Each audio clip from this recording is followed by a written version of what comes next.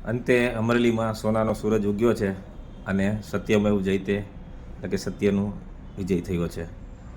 આપણે 5-6 દિવસની લડાઈ બાદ આજે એક પાટીદાર સમાજની દીકરી નહીં કહું પણ ગુજરાતની દીકરી જે છે સમગ્ર બધા સમાજે સાથે લડી અને આજે અંતે દીકરી જામીન ઉપર 17,000-18,000ના બોન્ડ ઉપર જામીન આપવામાં આવ્યા છે.